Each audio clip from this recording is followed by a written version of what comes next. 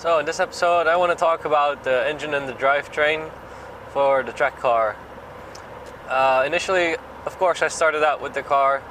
It has a TU1M engine which has about 1100 cc, 60 horsepower, and the car was designed around the TU engine family, so pretty much any of the TU engines bolts right in, and that means I have some choices for upgrades.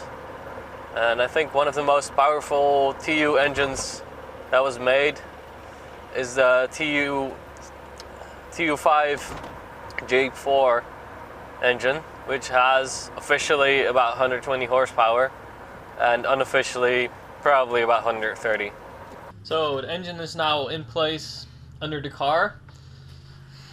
That was quite a struggle because it's very heavy, very heavy. Well, next step will be to lower the car around it.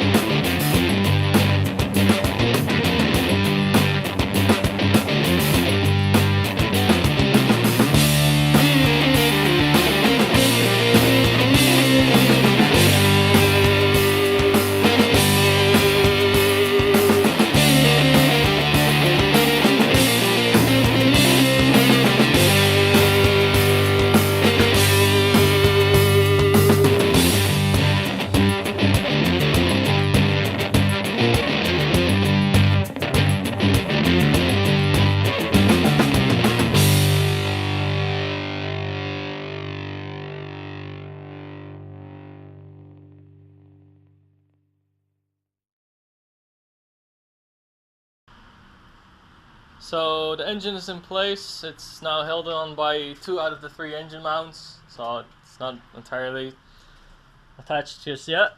And as you can see, this is how much room they left when designing this. Not very much, but it fits, so that's good. So yeah, the TU5 J4 engine is bolt-in compatible, but when I say bolt-in compatible, there do have a lot of parts that have to be changed. This engine came from the Saxo VTS, which was top of the line model Saxo, and the Saxo is based on the AX. So it's a lot of the same stuff. It physically fits. The only thing that doesn't work is the power connections and engine loom.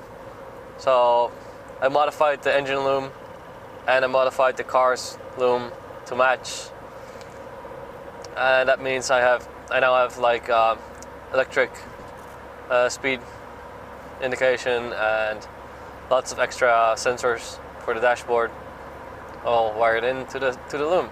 One of the things that I already showed you is the upgraded engine mount.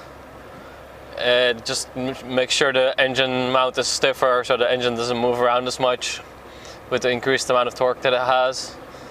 I upgraded the radiator to a much bigger one. The stock radiator doesn't really fit in combination with the exhaust manifold on the 16 valve engine. It sticks out a little bit further forward, and it uses the same space that the stock radiator uses for the filler neck, so that just doesn't work. And I upgraded it to a slightly bigger radiator, and I also moved it a little further forward than the stock radiator, both to make it easier to access the engine bay from the underside, to clear the filler neck, and to improve the cooling, because more power means it needs more cooling. The flywheel and clutch are different. The AX engines all use a 118mm clutch disc, but the TU5J4 uses a 200mm clutch disc. It just gives a better grip on the clutch for all the extra torque. The gearbox is currently just a stock gearbox, the same as the 1.1 liter engine one.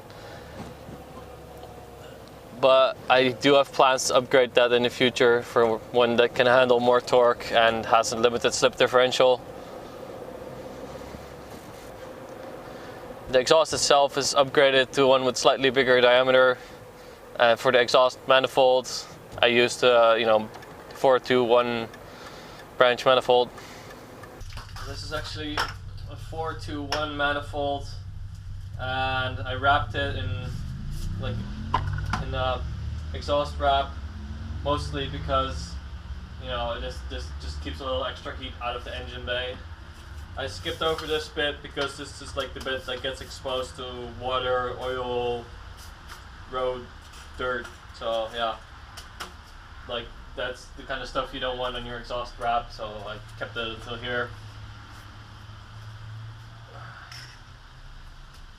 And this just bolts on, like I think 10 bolts in the top, one big bolt in the bottom, and then the rest of the exhaust bolts onto this sort of like hinge flex thing.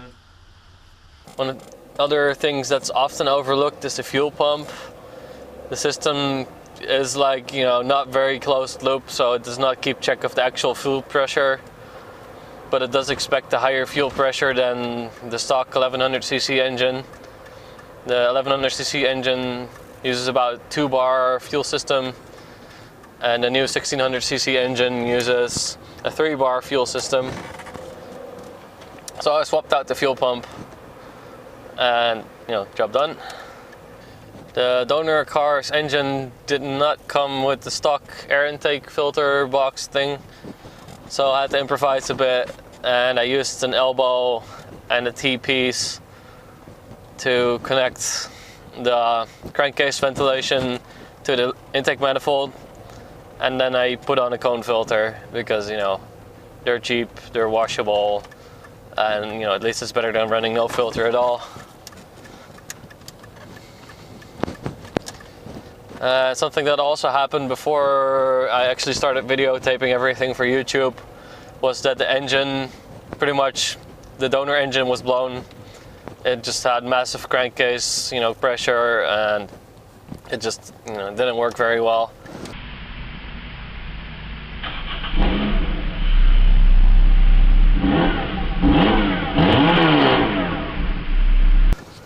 So my initial plan was to rebuild the engine, but I could find a replacement lower engine block for very cheaply. One of my friends had it, so I just replaced the lower engine block and used new seals and head gasket and everything else. As far as the oil system on the car goes, some upgrades and changes. The engine comes with piston bottom cooling by some oil squirting nozzles on the bottom. And it also comes with an oil to coolant heat exchanger, and I'm still considering maybe changing that to like a thermostat oil cooler instead, but I haven't decided on that yet. We'll see about the oil temperatures, in real use. Yeah, future goals, I kind of want to turbocharge the engine. I have looked at superchargers, but they're kind of hard to find, expensive, not very good. I mean, like screw type superchargers only do like 6-7 psi before they completely turn into intake heaters instead of superchargers.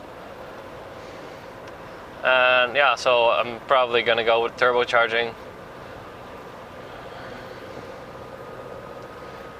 And the goal is 200 or more wheel horsepower in a 700 kilo car. Should be very fast. It will be very fast. But for now, let's focus on what we have first. Some other upgrades that I'm considering but haven't done yet is I want to put baffles in the sump. I don't really have the money to do a full dry sump system, but baffles in the sump would improve oiling.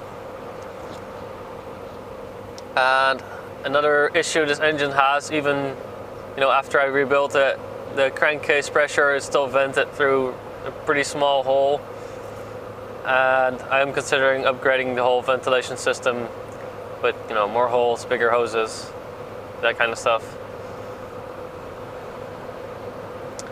That's something I still have to figure out. To reduce weight on the car, I've also considered, and I'm going to probably use a lithium battery instead of a lead acid battery, save a bunch of weight. I might also take a smaller alternator, take the one that's with the engine. It's, I think, a 90 amp version, and it has a whole, you know, tensioner pulley and everything, and just change it out for, you know, an old style, you know, moving the alternator to tension the belt type setup, and maybe a lighter weight alternator with it too. So thanks you guys for watching. See you in the next episode. In the next episode I'll also look at repairing this rust hole. As you can see, it's quite a big hole, and on the other side is a pretty big hole as well.